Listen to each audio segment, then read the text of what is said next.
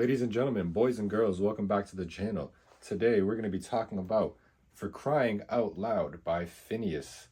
I will immediately say that this album is very difficult for me to grade. If you don't know who FINNEAS is, he has 10 million monthly listeners on Spotify, 27 years old, and bigger brother of none other than Billie Eilish.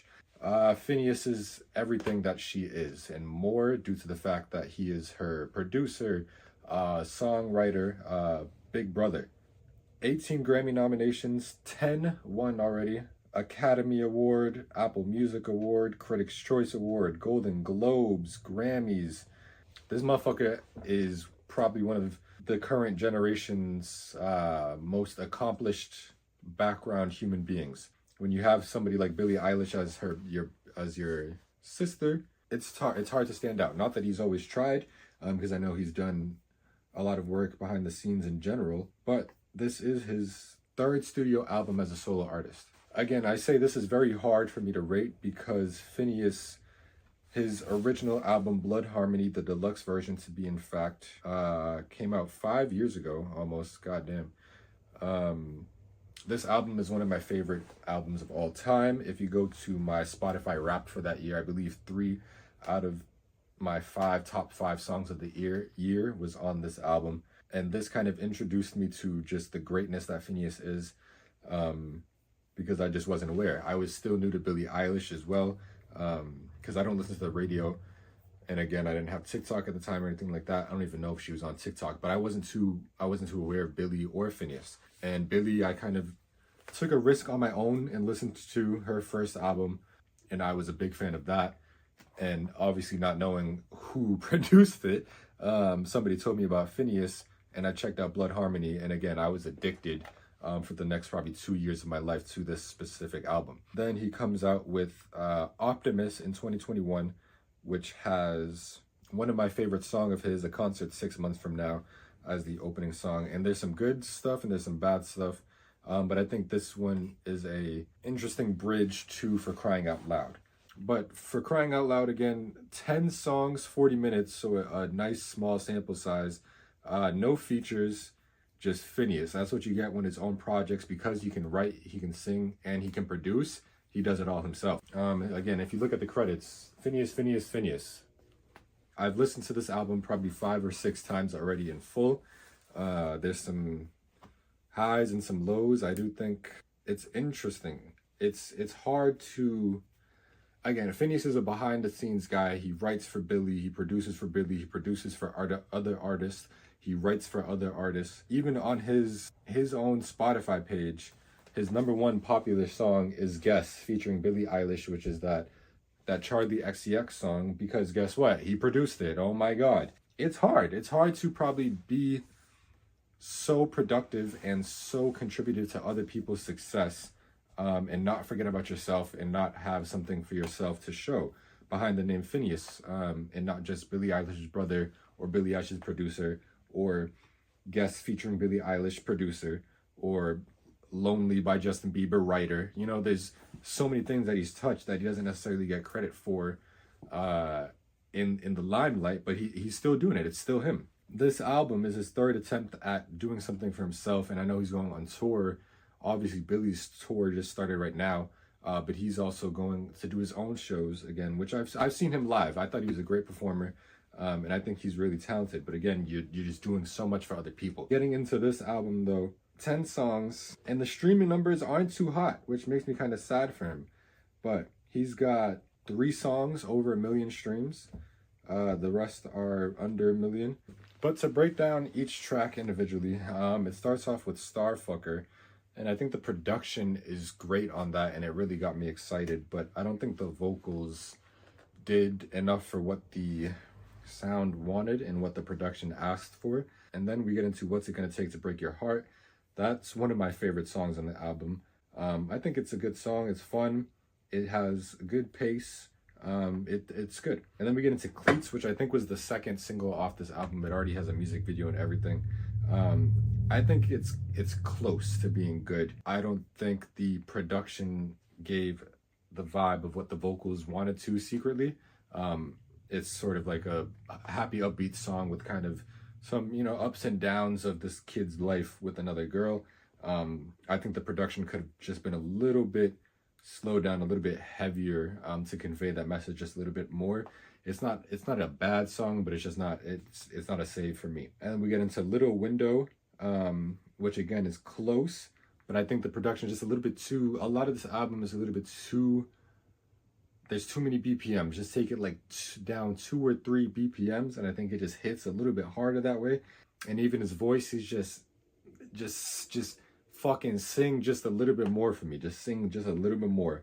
I know he can sing. I just need it to be a little bit more powerful. 2001 is probably maybe my least favorite song on the album. I don't really know what he wanted vocally or production wise. Same old story again. It's close. Just the BPM, just bring it down just 2 or 3. And then we get into Sweet Cherries, which is probably the best song on the album. I think this is a perfect example of what FINNEAS is as an artist. If you don't want to listen to this whole album, and if you're new to FINNEAS in general, just listen to Sweet Cherries through. I think this is a perfect example of what he can offer in the world of music. I think that's a great song. For Crying Out Loud is probably my second favorite song on the album. I think it's good. It already come out, if you heard it. It already has 14 million streams. So the biggest song on his album so far. I think it's good. Family Feud is fine. It's for his family. It's for Billy. It's not a save for me. And then Lotus Eater is good. It's cool. Again, I think the whole album has this sort of like slightly positive with secret. That's what he does, is just positive lyrics, or excuse me, positive production with, you know, secretly sad lyrics and things like that. So it's kind of, if you're paying attention, you might be like, damn, this is sad, but you're still dancing because it's a well-produced album. But overall, the album is not bad. I can listen to it many times over. I don't think this is something that's like gonna put him in a different echelon when people hear his name. I don't know if this is, the timing of it is great. Obviously, off of Billy's album and her tour and things like that, she's blowing up even more than she is, even though she's already blown up crazy. I think this is good timing for him to release an album. I respect it being ready, and him choosing such a pivotal time in Billy's career where she really bounced back from that last album to saying, hey, yeah, I did this. I can ride the piggyback of my little sister, but let me go do my shit right now. I'm just curious to see what's next for both of them. Obviously, Billy is on her own trajectory, but I'm curious to see what FINNEAS does from here and how the world sees him as well. Let's just get into the grades. For production, I gave it a 9. Again, it's good. It's FINNEAS. He's a producer. He can produce his ass off. I just think the BPMs and things like that, there's just a few moments where just calm it down, but otherwise it's a 9. For vocals and lyrics, I did give vocals and lyrics a 3.5 for each. I do think both of them could have been better. I think he's a better singer than what he produced on this album. I think he's a better writer than what he produced on this album. I think he's too happy in life, if I'm being honest, not in a bad way, but he's got a bunch of records that are breaking records all the time. He's got a girlfriend that he's been with for however long, probably going to get married type shit. He's probably got a lot of bread coming in every single day. He kind of probably has to make some things up, you know? There's nothing for him to really strain himself about. There's not, or at least from what I see.